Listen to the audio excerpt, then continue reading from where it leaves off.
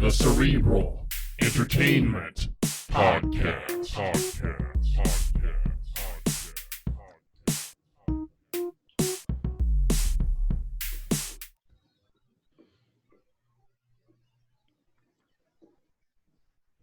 Hey, everybody. Welcome back to yet another riveting edition of the Cerebral Entertainment Podcast. I am James, and with me, as always, is my good friend Colt. Absolutely. And with us on the line today, our good friend and returning guest, Scott McNally. How you doing today, Scott? Hey, what's up, guys? Thanks for having me back. Great to be here. Yep, it's good to see you. Yes. Good to see you on our first video show that we've ever had with you. Yes. As a matter of fact, the last show that we had was a series called Back to the Basics. We talked about just the basics of being in shape, nutrition, bodybuilding, all of that. I had a great time on that show. It's just been too long since we've heard from you and seen you, so definitely welcome back, my friend. Well, definitely. Thanks to have me. Nice to see you guys too. You guys have you've evolved. You've kept up with the world of podcasting as it's evolved, and you managed to get in right before everybody started a podcast. So you could say you're one of the almost an OG now. You know. Almost an OG. Almost I like that. I like that. AOG. Almost Almost. OG. There you go. I'll take it, man. So, yeah, Scott, catch us up on what's been going on with you over this past almost year and a half, man. I know you've been doing some expanding and some growing and some moving and all kinds of great stuff. So wherever you want to start, just kind of catch us up. Wow. I'll try not to bore everyone, but take my dog's collar off here too, by the way. She's making all sorts of racket. Gosh, I mean, well, about back at the beginning of March, my significant other, Victoria, was here. I don't think you guys have had her on the show, but I feel like you guys would have a fun time talking with Victoria Felkar. She's a researcher focused on female hormones, specifically in athletes. Anyway, though, she came out here, so we go to the Arnold Classic. And she's from Canada, so we can only spend so much time together at once before the law gets a little bit concerned that maybe it's more like the IRS is concerned that she's making money here, you know. Right. So before she has to go home, and usually we spend 3 weeks here in the U.S. Then I spend a few weeks over there. We kind of split our time really between Canada and the U.S. So right after the Arnold Classic at the beginning of March, the world shut down. And she was here with me for the first couple of months of that. And then, she kind of didn't want to overstay her welcome. So she went home, and since has been, we're separated. We're stuck now that way. So that's the way things are going to be until we can see, until we can make some changes in the future. But man, we're in a period of time where I think we've all been through a lot of changes, with everything that's happened. It's interesting because, we made the jump to YouTube here almost a year ago now, and to video really. And I'm seeing now so many people since the shutdown, since the quarantine began, so many more people that are getting involved with Zoom and podcasting and videos. So it's interesting to see the market has changed so much. So, when you say, what's been going on, I guess a lot's been going on, and a lot's been going on for all of us. So basically I'm just keeping up with the times here, trying to ride this wave. I found that our viewership over at Advices Radio and now Think Big Bodybuilding Media, which is our YouTube channel, is really growing, especially like during the hard parts of the quarantine. There's a lot of people that, just were kind of stuck, and they didn't really get a lot of interaction with people outside of their little bubble. So I think podcasts became a lot more popular for people to watch and listen to, and then for people to do too, so it's like, I feel like since I spoke to you guys last, for me, a lot has changed. My relationship status is definitely very different. Business podcasting is very different too. Since then, I built an entire gym in my basement with commercial equipment, and I started personal training as well.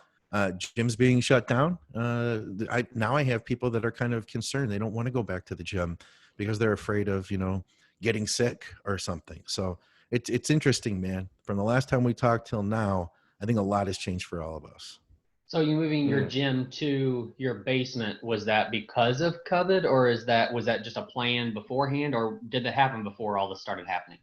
I had a couple pieces Okay. before the shutdown, which were not even in use. I had a couple pieces in my parents' basement from when I was a kid. A bunch of what do they call that? Standard, a bunch of standard free weight. That's like the little hole, you know, no Olympic free weight. Right. And then I had an old bench and I had an old lat pull down. The pull down I learned how to pull down on was my dad's friend. I inherited it from him when he moved into a condo. All those things were just in storage pretty much, but I broke it all out during the quarantine and I discovered I really enjoyed training from home. Also, I work from home, so it saves me time. Right. The only downfall is I get out less. So it's nice sometimes to take a break and get out of the house to go train and go to the grocery store, stuff like that. But so in part because of COVID, in part because I've been really enjoying it. You know, I was forced to initially, and now I found a lot of pleasure in training from home. You know, I think it's something I want to keep doing. So I expanded. I bought a leg press, a hack squat, dumbbells up to 115 pounds, you know, a bunch of other equipment. So what do I have? Extension, hamstring curl, and power rack. So between that, the pull down, the low row, you know, I'm pretty much set. So I started taking some clients, and it's cool because everything I do with podcasting, it's an opportunity for me to try to educate people about fitness, which is something I love. And this has allowed me to educate people in a different way, you know, in person, one-on-one. So it's been fun, man. Yeah. Do, do you find yourself not needing that gym setting for motivation, or do you think still, like, if you go, because I know a lot of times when you train at the gym, I guess it used to be with VJ and some other friends of yours, but so I'm sure you get the motivation there, but if you're in the gym on your own, do you still get more motivation from being in that setting than lifting at home? Yeah, absolutely. I mean, the last couple of years I've trained at either this place up the street called West Fit, a good friend of mine owns. It's a small gym. It used to be an Anytime Fitness. He moved to a slightly bigger building, expanded, has a bay door, dumbbells to 150. And if I'm in there, there's a good chance that there's only one or two other people. So the gym atmosphere there isn't too much different from home. Or I go to a place I have a cheap membership to a place just right down the road where I can bring a guest. It's not Planet Fitness. I wouldn't get a membership there, but I just don't want to support them. But this place is, you know, it's a big corporate place, and I spend like, you know, $10 a month. I could bring a guest. I can, you know, do all my cardio there, all that kind of stuff. But the people there, there's nothing motivating about the other guests that train at that gym. So, yeah, I'd say I'm pretty self-motivated at this point. I don't need that outside element. You know, I'm pretty motivated to kind of meet my own goals, and it's more a personal level of satisfactions for me. So, yeah. I would imagine that the equipment that you have has a lot to do with that too, because you have such a wide variety of equipment now that you're not really wanting for any kind of an exercise or any muscle group that you're missing with all the stuff you've got in there now. But yeah, there's always like more you could do. You know what I mean? Like you could always Sure. use another piece that you're only going to find at a gym, something random and weird, or even just different angles. Like if I go out to Powerhouse Gym Novi, that place is the Powerhouse World Headquarters. But I used to go there every day. That's most of my competing. I've trained at that gym. But it's a 30-minute hike from me on the freeway. It's maybe longer during rush hour. So I could save a lot of time by not going there.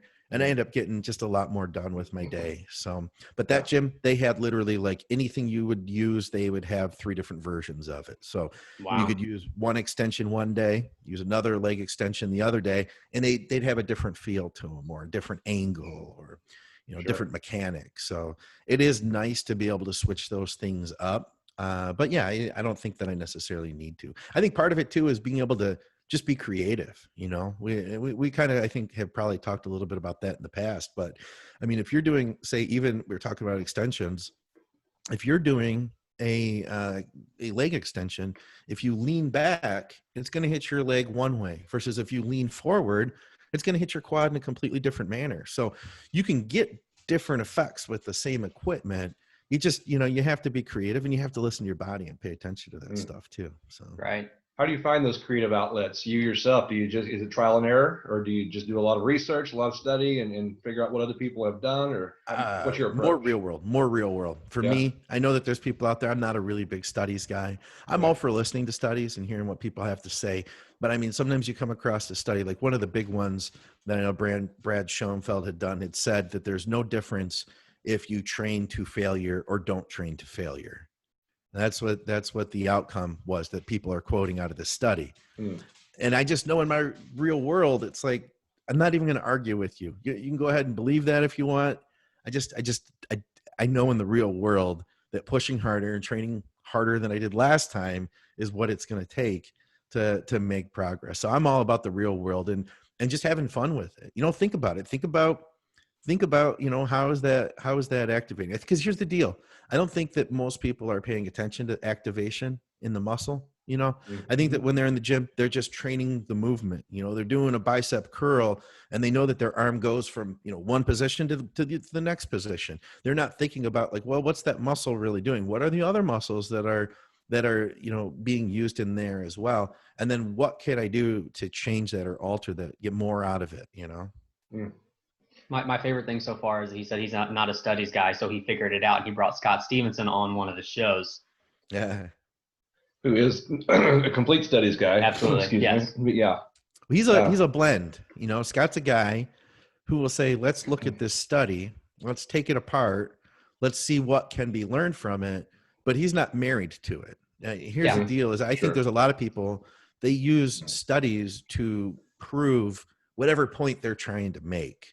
And it's easy to do that with a study. And be like, see, this study proves my point. Well, it's like, okay, yeah, if you really want to say that. But at the end of the day, most of the people, the vast majority of people that are totally focused on studies aren't that big. They haven't grown that much muscle.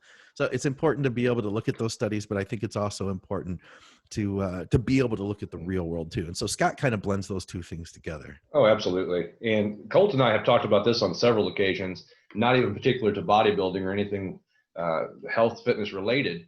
But if you want to study to justify whatever your belief already is, your preconceived notion, you can find it, and if you want to do a study to reinforce some kind of a notion that you have, you can manipulate the numbers because they're fickle, and you can shape those numbers, and you can shape the sample, you can shape, whatever it is that within the study that you want to that you want to justify your preconceived notion, you can do that. That doesn't necessarily mean that studies are rendered completely useless. It doesn't mean that there's no no benefit to having those studies necessarily, because I think that you can grow somewhat still from at least knowing what the outcome was. But you can't put everything into that study because it's just a set of numbers that someone compiled in order to paint the kind of picture that they were looking to paint. Absolutely. Yeah. There's no question about that. Yeah. And so we've talked about that, I know, with like vitamin intake and all kinds of different things, because I'm a big vitamin C guy, and I preach vitamin C, and Colt likes to push back and say there's a threshold. There's only so much you can take. And so we kind of banter back and forth about that with some minimal studies to back each other up. But it's just kind of fun to bring that to the forefront so that we can actually, it gives you a little teeth, I guess, behind the conversation, because otherwise it's kind of hard for me to prove how much vitamin C is doing for my body. I just feel it, and I feel it in my mind, and I can't show you that physically. You just have to believe me. But no, here's this study. Let me back it up with this study right here that says I'm right. But at any rate, we're having another round of this stupid COVID come through our area more recently. And so once again, I am out of the gym for a while. I'm sorry to hear that. Yeah, sorry to hear that. There was, I think we jumped the gun down here a little too quickly when everything first started to hit. And by we, I just mean our region and the quarantine and things like that. But now the numbers are stacking up. And so I'm really interested in watching your home gym, just take really life and watching it develop on social media. It's been, I was showing Colt the pictures of it earlier on your Facebook page, and it just looks really nice. It looks like you've got what you need, and even the atmosphere, the environment looks really good. So how are things going up there in your area as far as just the quarantine? Are you guys back on lockdown? Has this been, once again, more of a forced, I got to do this home gym thing because I'm never going to be able to get out of the house again? Or what's going Yeah, on? well, I never had really lost my ability to go to the gym. Okay. I still had access all the way through. Michigan, I believe, is one of the couple states that has yet to legally open gyms up yet. So Ah, technically, we're not supposed to have gyms open. We have never supposed to have gyms open yet. But we got to a point where some people started to push back, and they began opening up. I know that a lot of the powerhouse gyms have opened. This Crunch Fitness by me has opened. Mike's Gym, Westfit, is opened. And, they, like, at the end of the day, you got to make money, and they aren't getting any kind of relief. So, if you take a place like Crunch, where they're probably spending, upwards to $50,000 a month on rent, if not higher, building like where they're at, it might be 200, if they've got to spend that kind of money per month, I mean, what are you supposed to do? So they've been having all sorts of issues. I know they've even had raids at gyms. Most recently, one of the more recent raids was they ticketed the gym owner, plus they ticketed everybody who was working out as well for Wow. being there. So, it kind of scared some people off, I think, but it's kind of split. Regardless, I'll always have a gym I can go to, and then at the end of the day, though, I'm happy to keep training from home. On the other side of things, like business side of things, I'll tell you what, too, it's been fun because once I put this together, I thought to myself, hey, I could extend, my education between, coaching and podcasting. This will give me another venue. And now I found I have 2 clients that I train 2 times a week each. And I'm not charging an exorbitant amount of money for training, but I'm seeing it's like I had a bunch more people reach out, and I could have taken on like pretty much I'd say a better than a part-time amount of training clients, like literally out the gate. So to me, it's been pretty cool to see, as a person that is an independent business person, I think that multiple streams of income are important. So I have probably like 5 different streams running, and it was cool to see, wow, in a drop of a hat, I was able to put this additional stream in place.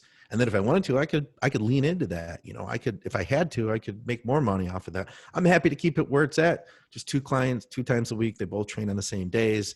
But it's kind of cool to see that, and plus make a little bit of side income while I'm at it. Nice. I'm interested to see like personal training. Do you think that's going to evolve in this state of us using Zoom all the time and Skype and things like that? I mean, Yeah. Of course, the in-person face-to-face is always the best route to go. But I mean, it's the next best thing, it seems like, when you've got Zoom now for just, personal training. I don't know if you guys have known anybody who's doing that, but I've heard, I know 2 people personally that are training people via Zoom. These people, their clients have equipment at home. Nice. And they basically just, set their phone up on something while they're working out, and that the person is basically there with them. So it is working. People are getting benefit out of it. And I definitely think it could be part of the evolution. I mean, everything's kind of going to that. I know I have 2 very young nephews that have been doing tutoring in school through Zoom. So It's like, I think that anything that could be taken through Zoom is being taken through Zoom. I don't think I'm going to go that route. I want to be really hands-on with people here, and I'm trying to train with a very specific demographic of people, lifters. But I could see how you could definitely make some money with it that route. Yeah. Never leave your home doing it. Right. Right. I think there's going to be a lot of evolution because of this, a lot of forced evolution that comes because you're just going to have to adapt or die, I guess, whatever. You not necessarily literally die, but whether you have a business or whether it's education or something like that, you're either going to Zoom or get off the pot, because I don't think a lot of people have a choice right now. Yeah. And there are some memes out there, that say something like, well, now this is just proof that this meeting could have happened by email all this time, or it could have happened by a video conference all this time. I didn't really need to go to the office now, did I? Yeah. And it's just kind of this, it's forcing us into the realm of technology. But which I say forced into that realm, but at the same time, I think we're fortunate to be in this time period where the technology was already available. Yeah. You just weren't using it to max capacity so that you can adapt and evolve and kind of keep moving forward. I agree 100%. Yeah. So, and that was a good question. I've wondered about that too, how personal training is going to shape due to this. And happy to hear that you got that opportunity again. And the passion, I think, is how you put it. You've got a passion for training again. Is that correct? Yeah. I'd say I have a passion for training, just period. Not just Yeah. training people, but educating myself. I think that there's always, as somebody who loves bodybuilding, loves fitness, there's always an aspect of it that I'm leaning into harder. And at one time it would have been more about the nutrition. And another time it would have been maybe more about the super supplements, the steroids and, PEDs. And I'd say at this point, training has been what's really excited me for the past few years. And I'm really seeing just how important training is, how much you can really manipulate the physique with specific types of training. So for me, it's been a really cool thing to dive into, a little bit more. And personal training is something I had actually done it in the past years ago. I worked for Bally. I think they've been out of business for a while now. But it just, the prices that they were charging to a person to train, the cut that I would get from each session, in the way that they were marketing it, I just wasn't down with that. It didn't feel honest to me. And I wasn't really, the people that they were really targeting were people that I don't even know how to put it. People that really weren't that motivated to begin with. Yeah. So yeah. It's just kind of like almost making people feel bad about not training, and making them feel like they needed a trainer, teaching them exercises that required you to be there. That's some of the fuckery that I think you get with personal training. Is you get people who will teach you an exercise where you have to throw a ball to them and then they throw it back to you. And then what do you do if you're going to train at home on your own? You don't have the tools. The people that I train, I want them to have tools, just like my nutrition clients. I want them to have tools that if we work together for 2 years or 2 months, I want you to be able to walk away with something you're going to be able to carry with you for the rest of your training. I want you to learn, Mm-hmm. I love that approach. We take that approach in my field as well. You want people to be able to take what they learn and use it for themselves and to be able to grow and develop from that. Not to depend on you, and not for long term, at least, and at some point it becomes kind of a thankless position because they don't need you anymore, and they move on, they spread their wings. But that shows me that, hey, this worked. This was teach someone to be able to teach themselves and to be able to grow themselves and develop themselves. So I love that approach that you have there. I think that's phenomenal because you're collecting a fee, and so a lot of people would probably say, well, I need you to be around forever because for them, they need that money stream coming in, but it's because they want to keep showing and not have the client themselves do. Yeah. I think prep coaching is a little different because, when you're talking about somebody going into contests, they need that extra eye to be able to, watch those things and, diet, people's bodies change with diets from one competition to another and all that kind of stuff too. But when it comes to like personal training, you train somebody for a year or 2 or whatever. If they can't do a good, the decent job on their own after that without your help, then you weren't really a good personal trainer in the first place, I don't think. Yeah, I think so I could see it, both ways. Cause I think at the same time, I know it depends on your motivation, Yeah, for sure. If there is somebody like you were talking about with gyms, if somebody needs that motivation or wants that motivation by being in a gym atmosphere and that helps to push them, then so be it. There's nothing wrong with that. And if you're the kind of person that wants a trainer to be there and that's going to keep you accountable and you could afford to, then why the heck not? Sure. Then you could do that for the rest of your life if you want. So, honestly though, that's not what I'm quite looking for. Those aren't the clients that I want. You know what I mean? Mm-hmm. Right. I'm looking for people that want to learn, that want to be the best that they can. And, that almost want to take on a, almost like an internship, almost and that's the way I've done it. I've taken on other people's ideas. I've tried them on and I've given them 100% effort. I know you guys have had John Meadows on. I listened to his ideas for years and years, and I really dove into what he preached and I really tried it on and I made it mine 100%. And then from there it evolved and I found someone else I really looked up to and I followed him and, and it's evolved. A lot of the stuff I've looked toward now is Dr. Scott Stevenson. And I found that now though, it's becoming a melding of all those ideas. But there was a time where I really dove in. I really gave it a full try. And then afterward, I could step back and be like, okay, well, what did work for me out of that, and what didn't? What would I change? Then you take the things that do work, and you get rid of the rest. And so there was a time I wouldn't want to personal train because I feel like I'd just be regurgitating someone else's ideas. Basically, I'm just copying John.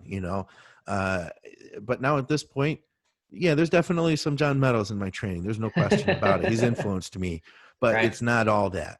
That's just an element. Yeah. Yeah, I think patience is a big thing though that people don't have. And like you said, Yeah. there was a time where you find a certain kind of training, you put 100% effort into it for a long enough amount of time to see results from what you're Yes. doing. A lot of Yes. people don't want to do that. A lot of people are like, "Oh, I did that for 2 weeks and I didn't see my arms didn't get any bigger. So I'm gonna go to somebody else and watch their videos and see what they can do for me." Yeah, you got to fall in love with the style, fall in love with the process, Mhm. and make it yours, and you got to believe it. It's I think that's what's worked for me. Any time that I've really gotten completely immersed, and that's I think the best word I could use is immersed in someone's training style. It's like, I've lived it, I've breathed it, and I've wanted to. And so that it was easy to keep doing it because I wanted to keep doing it. Right. It's not like I just saw something that was new or novel, on YouTube, and then was like, hey, I'm going to try it. It was, it was a much deeper approach. So, yeah. Yeah, and just really quickly, kind of to cap that subject off, another reason why I could think that you might want to have a trainer, a personal trainer in more of the long term is because you tend to level up, right? And so at the beginning, you have one goal, and once you reach that goal, then you need some support and some guidance on the next goal that you have as far as your nutrition and fitness go. Yeah. So Yeah. that's why you would need to kind of take someone in a longer term fashion and not just That's more of a true. shorter term. So That would be a possibility too, for sure. yeah. Well, Scott, I know that you have recently, at least somewhat recently, sustained an injury. So I was hoping you could tell us what happened there and kind of walk us through your recovery so far. And I gotta say, I want to start off by your quote once again on social media that you're taking it slow, taking it easy, taking it slow, something along those lines, paraphrasing, but because you've got the rest of your life Yeah. to make this happen. And so that was kind of inspiring for me because I tend to be an all or nothing guy. I go 90 to nothing when I do something, Yeah. and that really spoke volumes to me because you're like, hey, just take it easy, Scott, take it slow. I got the rest of my life to do this. So yeah, if you could just kind of walk us through what's going on with you there, man. Yeah, it's funny because Victoria saw a set that I did of hack squats this week, and it was brutal. Like, it was really brutal. And she was like, yeah, I thought you were taking it slow. And I am, Right. I'm looking to see where I can push and looking at where I need to dial back. Now, what I ended up having was just a partial rupture of a tendon in my shoulder, and realistically, it's not that bad. My shoulder probably looks like anybody's shoulder who's been training for a long time. There's some fraying in the tendons. There's a lot of tendonitis, little calcification, a little bit of tendinosis.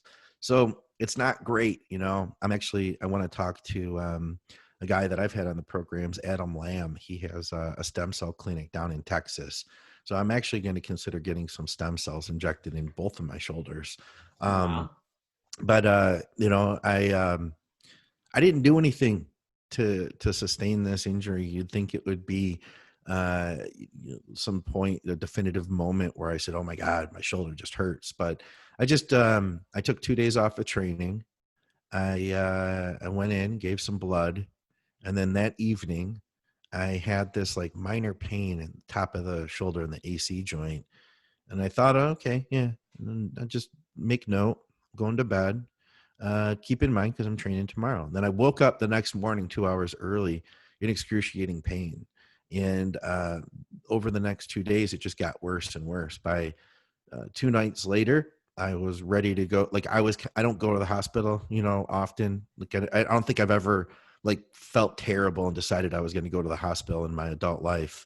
And it's never happened. But I had called my doctor, which I never call her on her personal number unless it's, it was an emergency though. So I texted her, she called me back, and I was contemplating it because I didn't know what was going on. And the pain was like a 9 out of 10, 10 being like intolerable.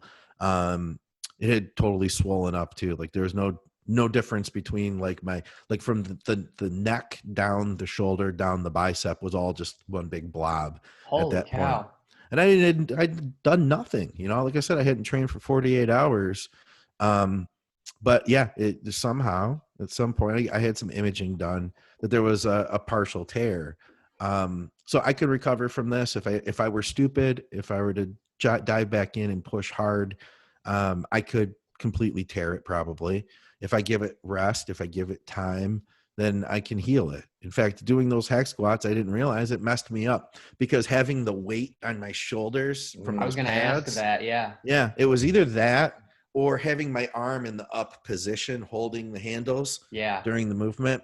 One of the two things the next day, or actually later that day, my shoulder was really, really sore again. So I inflamed it a little bit more. I'm not going to be able to do something in that movement for a little while still. It's back to no pain now. But yeah, listen, we all are going to get hurt.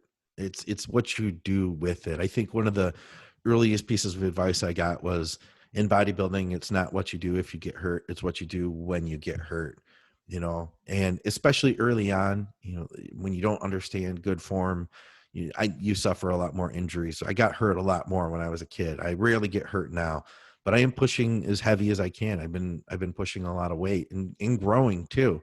I'm like 40 pounds up than I was a year ago this time. So, and I've had a goal at 43 years old to be the heaviest I've ever been, which I still believe I can achieve. It's just going to be a little bit of a slower process.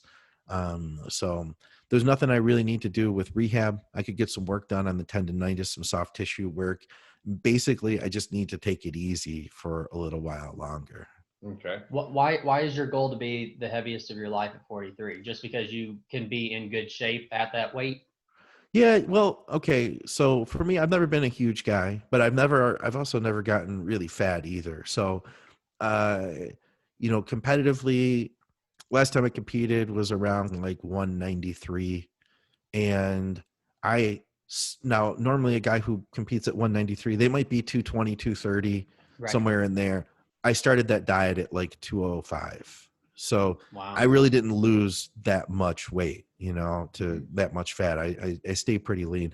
I'm a little bit fatter than that right now, but it's to be expected. But the heaviest I ever got was maybe 2014. I got up to maybe close to 230. It was just like teetering on 230. Now I'm at 225, 230 without trying. And I know and that comes back to the training. For me, I know that the style of training that I've adopted has allowed me to grow that much better. And so a lot of things have been clicking. When I was at 220, 230 before, it was a lot of effort and I could feel the stress. I could feel my blood pressure going up. In fact, I checked it too. My blood pressure went up. I felt short on breath. I felt uncomfortable. It was harder to tie my shoes, stuff like that. Now I'm just feeling normal. I don't feel any different at this size. So I'm happy to keep pushing that size up because I know I can comfortably continue doing that and do that within health. So that's been the long-term goal. I used strength as my means to get there. So I fell in love with strength. I fell in love with my training style, and by falling in love with that, meaning I enjoy doing it, I look forward to doing that, and I'm passionate about it. That's kind of as a side effect, the size comes. So I really do believe that's what's the difference now is the training. But that's a long answer. The short answer is that I just feel like it would be easy to do right now. I'm not eating a ton of food. I'm not pushing. I'm not taking a bunch of drugs. It just, all I'm doing is just training harder. How would you frame your training style? What is that? I try to get the most I possibly can out of the least amount of volume so that I can recover and do it again as soon as possible. Okay. So, I used to train one time a week. Nowadays everybody refers to that like one body part a day. Everything got trained once a week, and everybody refers to that as the bro split nowadays. Right. I'm sure you guys have heard that term. And we have. And here's the deal. So if you train really hard, you get all of the local growth factors, you get upregulation of protein synthesis in that muscle. It would only make sense to be able to do that as often as possible. A guy like Brandon Curry, he might not need to. He's got great genetics and he might grow from anything he does. A guy like me, I could use more growth factors to get that muscle to grow, so I need to trigger that protein synthesis. I need to trigger the muscle to grow as often as I can. And I discovered this by accident in 2017 due to an issue, due to bicep tendonitis. I found that if I trained chest for 4 full exercises, that my chest would hurt, my shoulder would hurt.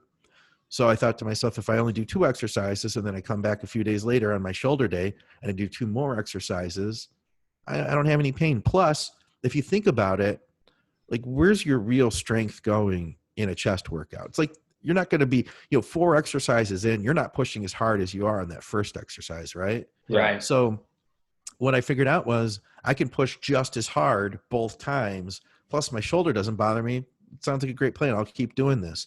What I found as a result was my chest grew. A few months later, I was like, wow, I'm getting some good development. So it was a mental hurdle to switch everything to 2 times a week. But then I switched and basically do like a push-pull legs type routine. And everything gets hit about once every 5 days now instead of once every 7. It's very interesting for a couple of different factors. I have a chronic shoulder issue. I've never had it checked out. I have no idea actually what it is. Okay. But my left shoulder, especially in any kind of push exercises on my chest and shoulders, I experience pain, and it subsides pretty relatively quickly. It doesn't stick around after the workout, but during the workout, just about every time, if I'm doing what I'm supposed to be doing as far as the workload, then I experience that pain. And so the approach that you took may help me out quite a bit, because just for the pain factor, like you said, you were experiencing that pain because you were pushing through 4 exercises on one group of muscles. That definitely might be something that I need to investigate. And if I get some growth out of it, that's even icing on the cake. Where's the pain at? Can you point it out? Just, in my basic shoulder area up top. So you're here. pointing at the top. Okay. Yeah, that's where it seems to be pulsating from the center of my shoulder, somewhere in there. Where, is it a sharp pain? Yeah, it is, and then it dulls over a little bit of time, but it starts out being relatively sharp, I think. It wouldn't hurt to get that checked out. You can get, nowadays they have they have ultrasound technology that isn't that expensive to do, and if you have, I know you probably have insurance with your company and everything. I'd say check that out, because you could get that done out of prior auth or anything like that, and find out a little bit more information about it.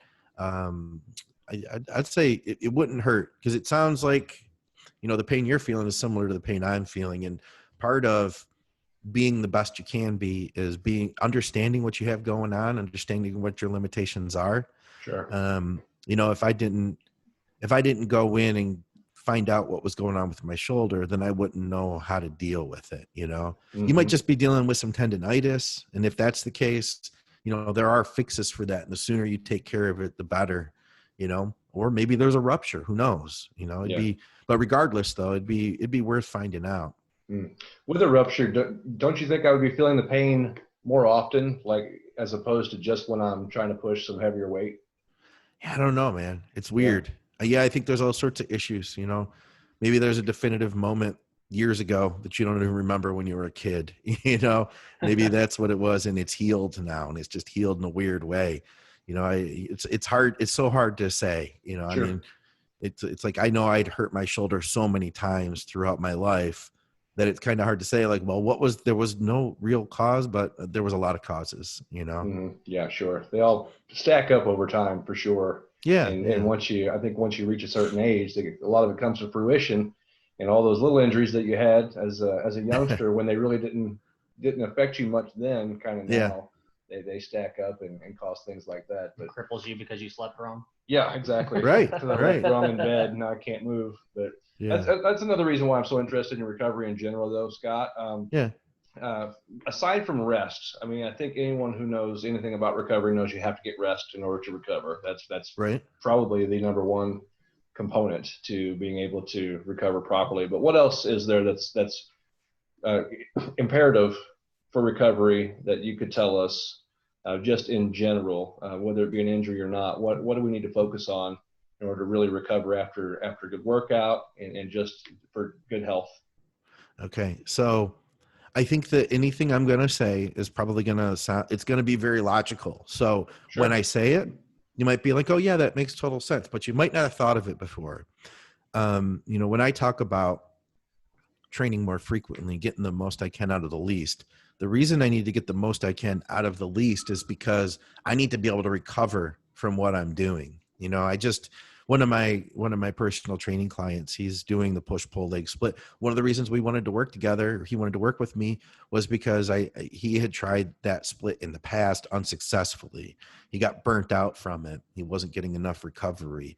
And I looked at his plan, and every time he trained legs, he was doing a squat variation. And he was doing this twice a week. Everything was getting hit twice a week. Every time he trained back, he was doing deadlifts.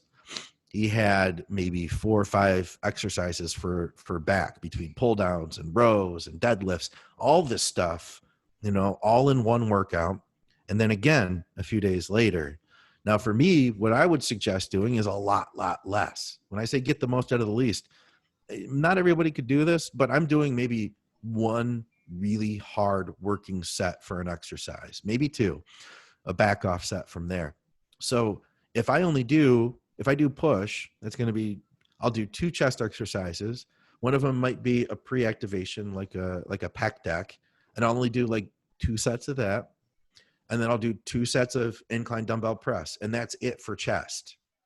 Now, I'm going to be able to recover a lot faster from that than if I were to follow that up by another 9 sets. Right. So I think the key with recovery is how much volume you're doing. You got to look at your workout. And that's something where you have to feel it out, because that's where individuality comes in. Everybody's recovery ability is going to be different. So you got to see, what can I handle? How hard can I push to get everything I need to out of this, yet still be ready in time? So of course, that's assuming that rest is in place, that your nutrition is in place. Let's figure out how many working sets should you do as an individual. Both you guys are probably going to be different. But, for me, I found that with what I'm doing, I can handle like 4 really hard, brutal sets and then get out. There's no reason to do any more. There's no reason to do any more than that. Now, that said, it does take me a while to work up to those sets. And I've been learning to harness that intensity for a long time. Somebody else who doesn't have that level of intensity, maybe they are going to need more volume to make up for it. But still, use the least amount of volume you can to get the activation out of it. I think that we were all tricked by Arnold Schwarzenegger in his book. He had the book, the Encyclopedia of Bodybuilding, and his training programs were 4 hours long and sometimes 2 a days. And great. That's great for Arnold. That's great for Brandon Curry. You could throw anything at those guys and they're going to grow. There's no question about it. But you take a guy with average genetics like myself, and you ask me to put on 50 pounds of muscle, it's going to be a different road to get there. And I'm not going to be able to handle doing 2 a days. I'm not going to be able to handle, training for 2 hours, 3 hours at a time. I have done that, but then it takes me forever to recover. Now, going back to that frequency, if I were to, bust my butt in the gym for 2 hours, it might take me 6-7 days before I can do it again. If I can, get a lot more out of less, I may recover faster. But if I start throwing in, as a lot of people call it, junk volume, and I'm doing now I do 3 sets of pec deck, and now I do 3 sets of cable flies, and 3 sets of this, and then I go to dips, all that stuff, you're using those joints more, which are only going to break down with time, and you're just taxing the muscle with less than optimal energy and force, Right. So Yeah. just it serves you to break you down more. So definitely, how much can you handle? I think that would be how much volume, how much intensity, how much training can you handle, and still recover? It's probably impossible to know, but going back to Arnold, do you think that with genetics playing a big role, that say if Arnold was training the way that you train, that he would have had the same results? Maybe, I think no matter what, Arnold would have been fine. I really Yeah. do. I think that he could handle anything. You know, when I interviewed Brandon Curry, actually it was Dr. Scott Stevenson and I interviewed him together most recently, the last show we had him on. He had said that he had listened to everything that we've learned in bodybuilding about how you need to take rest and that you need to, you know, back off and all that. The question I asked him was, you know, how did you make so much progress in the last couple of years?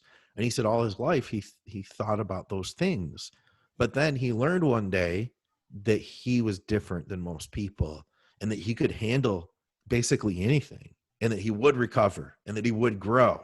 And that's important to figure out too. It took him a while Right. to figure that out, but you know, he could handle anything and still grow. So I think there are people like Arnold, people like Brandon out there that are going to be able to make a lot of great progress no matter what they do. And for them, you know, more power to them, more power to them. We all want to be able to have fun and really, you know, torture in the gym for, you know, 2-3 hours at a time. If we like training, that's a great idea. You know, Right. you know, the hardest thing I think for a lot of us to do is take a day off. Yeah. You know, that's, I think, one of the biggest things I run into with people that are interested in training is actually stepping away. Mhm. Yeah. But the people that I'm seeing make the best progress with this push-pull leg split, their intensity has gotten so high and they've fallen such in love with the idea of the progressive overload, meaning getting a little bit more than you did last time, Right. that they're willing to take more time off. Some guys that were training 6 days a week that are down to 4 now, you know, because then you say to yourself, it's like, okay, I have that big chest day that I'm supposed to do. Last time I got 110 pounds for 8 reps. I'm supposed to get it for at least 9 this time, you know, in order to do a little bit more than I did last time. Right. But I'm feeling a little off. I just trained back. I just trained legs. Why don't I take one more day rest? Then it starts making sense to take more rest because you get competitive with yourself. And you're like, if I took one more day rest, I know that when I go to the gym that next day, I'll be able to rip it up and I'll be strong and I'll be able to meet those demands that I want to set for myself, you know? So I think that, like I said, falling in love with the process, you could really, you could change a lot of things you might not have expected. Right. I think it goes back to that mentality of like leaving everything in the gym every day. Yeah. And I think people push it too far when it comes to that. Like the way you train, you could probably throw in junk sets at the end of your training if you wanted to, but it really depends Sure. on what are you actually getting out of that. Or have you already gotten the most out of what you could out of your working sets, and maybe you should go home and recover now. Yeah, absolutely. But now here, the other end of the spectrum is, and this may be the case for some of your listeners, that there was a time that I couldn't bring the intensity I bring now. Oh, So yeah, if for sure. if I wanted to grow something, my first thought was like, well, okay, why don't I do extra sets? You know, why don't I, you know, and that's the first thought people have is, well, I need to grow, I want to grow my arms bigger. The first question they ask is, should I do an extra arm day? You know, in fact, usually the answer is do less, do a little bit less than what you're doing. You're probably already doing a little bit too much for a given muscle group. And that's another thing I learned from COVID was it forced me to back off a little bit. I didn't train as often. And that's when the growth really started happening for me. Oh, A wow. lot of things came together for me. A lot of ideas out that were already churning were kind of actualized because I did take a little bit more time off and I started seeing the progress grow. But yeah, you know, we all want to leave it all in the gym, you know, every time we train. And I can do that with 2 sets in an Right. exercise, whereas somebody else, they may not be able to. And in that case, you know, there's a balance there. And that's where you may need to use a little bit more volume. But that's why I say, really feel yourself out. Use the least amount you possibly can to get the job done. Right. Words of wisdom, and it kind of starts with perspective, right? Having a plan, having a strategy, making sure that you're not just going all balls all the time, because you're going to probably not experience the gains that you want, but also I'm going to get hurt if I don't take those days of rest. And it is tough because you get on a roll, you know. I get on a roll. I get on a roll to where it's like I've been in the gym. I don't want to stop. Yeah. And I have to sometimes force myself to take a break, to take those days off to recover. I know I need to do it more generally. Right now it's pretty easy because COVID's forcing me to take time off, and my home gym is not as nearly as developed as yours. And so something to work on though, maybe. But Scott, if you could I know that we kind of talked about this pre-show, and it's not going to be necessarily a long conversation, but I did have a friend, and just to preface, this friend of mine, he's not a bodybuilder. He is recently, over the past couple of years, really focused, trying to hone in on his nutrition, his physical activity, more of a natural setting outside of the gym. But he asked me if we had ever done a show on SARMs or had ever addressed the topic of SARMs at all. Yeah. And I told him I had not, but that I would look into it and then find someone who was knowledgeable about these kinds of things, at least to some degree, and just get some very basic information on the use of SARMs.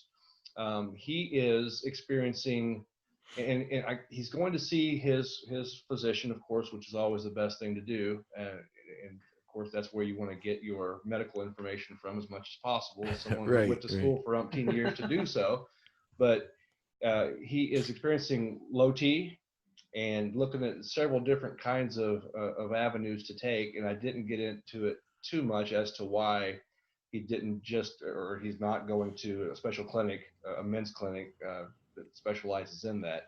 But he was asking me about SARMs and what kind of benefits that it might have for him. And so I just thought we could maybe address what you know about SARMs and give some very basic general information to Sure. How old is he? He is probably 43, 44, 45. Okay. Yeah. So he would qualify for TRT then. You have to be over a certain age in the US. I believe it's 35 to qualify for testosterone replacement therapy. Mm-hmm. I have a few thoughts here then. There's a bunch I could dig into. So for starters, SARMs or an anabolic steroid cycle, which I would consider SARMs to be basically the same thing.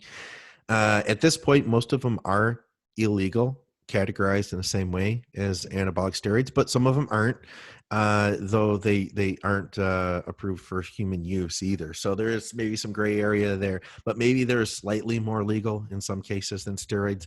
But as far as the effect goes, look at SARMs and steroids as basically the same thing.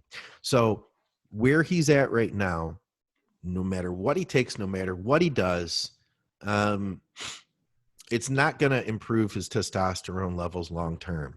So if he were to say run a SARM cycle or run a steroid cycle, and then he comes off of that in 8 weeks, he will be in the exact same place he was before, if not worse, because he's created some natural suppression of his own test levels. And I found that guys that already have a weaker production of test are more likely to get shut down harder than a guy that had a strong production to begin with. And make no mistake, testosterone, excuse me, sorry, I got a bunch of texts from one of my clients just popped up. Make no mistake that SARMs will shut you down. So the idea is that they're supposed to be selective androgen receptor modulators, meaning that they only attach to the receptors that we want them to attach to in our body and not to others. So that the idea was that they wouldn't shut you down, that they wouldn't, there's a negative feedback loop. If your body senses there's testosterone in your body, which it reads a steroid as a testosterone because testosterone is a steroid. If it senses any steroids in your body, it will stop producing your own natural production because it'll say we have plenty. So whether you have a SARM, whether you have a steroid in your body, it doesn't see the difference. And SARMs do attach to more than just where we want them to. And for that reason, you will get some shutdown from them. So number one, yeah, you'll be in the same position after you come off the cycle, if not in a worse place. Then what are you going to do? That's not a long-term answer. The long-term answer would be to get on either some type of replacement therapy, which you have to come to terms with, because if you have low testosterone and it's affecting your quality of life, by taking that, you'll be able to improve your quality of life. You'll be able to improve your progress. We talk about recovery. Having optimal testosterone levels is key for optimal recovery. Right. You'll find that, for the majority of the last few years, I've only trained on basically like high level of testosterone replacement as well as growth hormone replacement. And that's all I've needed to train my butt off and push really hard. and you could do so much with that alone. You get on the cycle kick, and now you're going up, and then you're coming down, and you're going up, and you're coming down. And with him, I think it would just be it would be effective coming down even further each time. Mm. So, SARMs, they're kind of big bastardized steroids. As I already mentioned, they were trying to create something that would have all the positive effects of a steroid without the negative side effects. Yeah.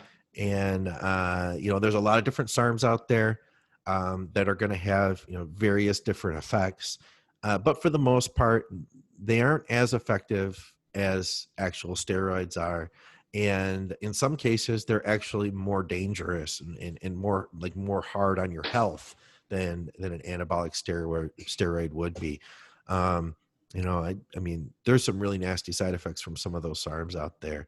So honestly, and I'm not suggesting anybody does this, but if you were interested in going that route, I'd say just jump onto a real steroid versus a SARM. That would be my suggestion. I can tell you that, anybody I know that is in bodybuilding, if you're looking to take this stuff, you're looking to grow as much muscle as you possibly can.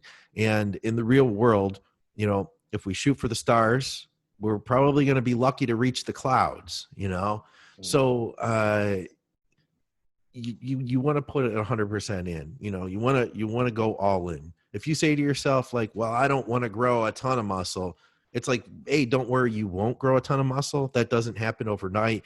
There's a good chance, most people will never be able to get really, truly big. But if you go in with the mindset of, I only want to grow a couple pounds and I'm willing to do what it takes to grow a couple pounds, then you probably won't gain much at all. So go in trying to make as much progress as you possibly can, and then settle for a little bit less.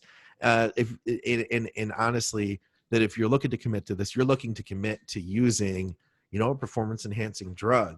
And I would try to use the best ones possible. And honestly, my first thought would be get yourself situated with testosterone before you got, in regular replacement therapy. Commit to that before you thought about doing anything else. There's some people out there that'll tell you how awesome SARMs are. I think there's a lot of miseducation, and I think there's a lot of slanted perspectives, because a lot of the people that are the biggest SARMs advocates are also selling them.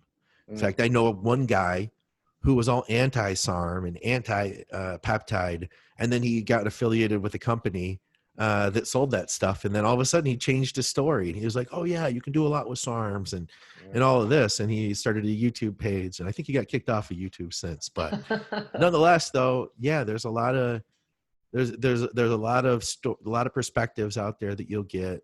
You just have to be careful where you get them from. I don't have any investment. Let me tell you that right now. I don't have any investment. I'm not selling testosterone. I'm not selling SARMs. I'm not selling anything. But I can tell you that none of the pro bodybuilders that I affiliate myself with have ever used SARMs. I'm talking the people who've been able to grow the most amount of muscle have not used that stuff. It's just the people that I know that have used SARMs, they highly believe that SARMs are the best thing in the world, and they're mostly pretty small dudes. Either they're small dudes or they sell SARMs. One of the two. One of the two. It's always been that way. Makes sense. Yeah, makes sense. And I think that's you're right. There's it's framed as being a little more safer.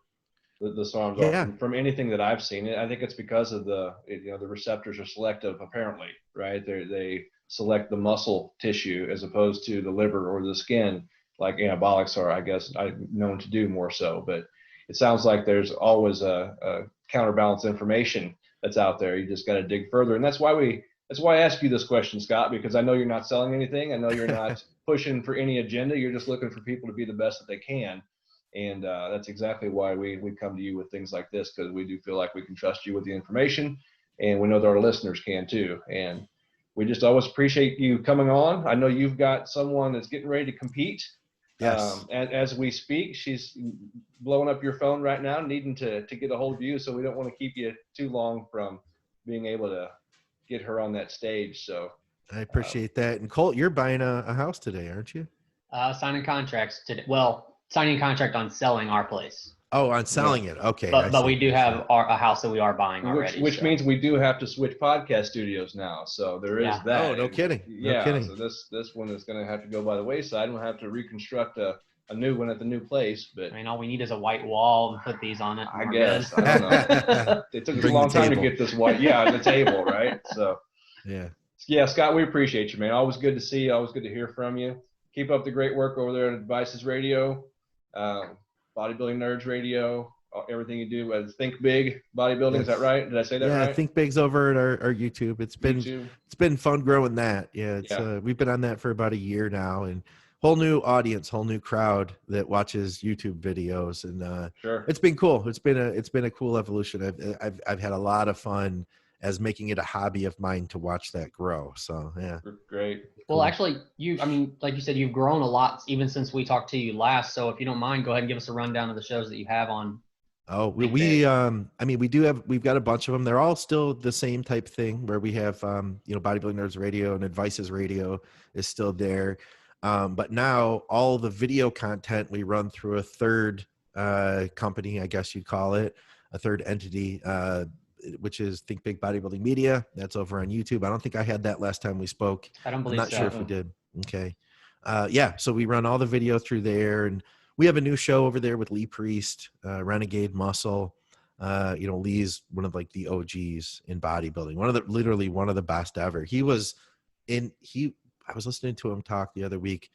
He was beating grown men for the title of like the best bodybuilder in Australia when he was 17. Holy cow. Like, he won. They wouldn't give him a pro card because they said he was too young. He was like 17, beating guys that had been training all their lives. He was crowned the best bodybuilder in Australia. He did it again when he was 18, did it again when he was 19. And then they finally gave him the pro card, I guess. But regardless, we've got Lee, Dusty Henshaw and Ron Partlow are two really great bodybuilders. They have a show called It's Just Bodybuilding. Both of those shows are exceptionally popular with the YouTube crowd.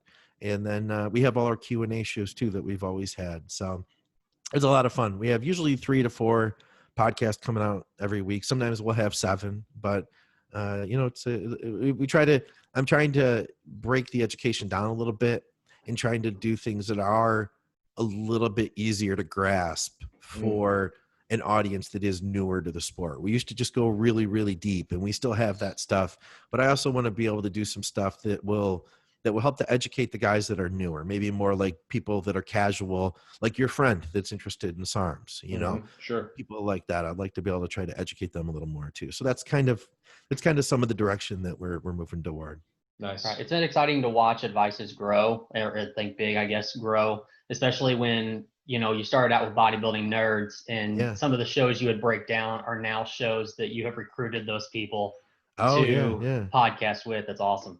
Yeah, absolutely. Absolutely. It's been fun to watch it grow, man. It's cool to see, what you can do in life. Like I said, with the personal training thing, I decided, I put a gym together, and then all of a sudden it's like, now I'm a personal trainer. And if I wanted to, I could keep expanding that revenue stream. It's fun. I like keeping it all open though. And I do, like I said at the beginning, I think that when you're a business person, an independent business person, trying to keep those revenue streams open is a lot of them is so important, because that way, if one of them dries up, it's not the end of the world. Right. Absolutely. Well, thanks again, Scott. Always good to see you, man. And good luck to you and your client today. I hope that turns out well for you all. Now, thank you guys very much for having me again. It was great to just kind of hang out and shoot the breeze with you.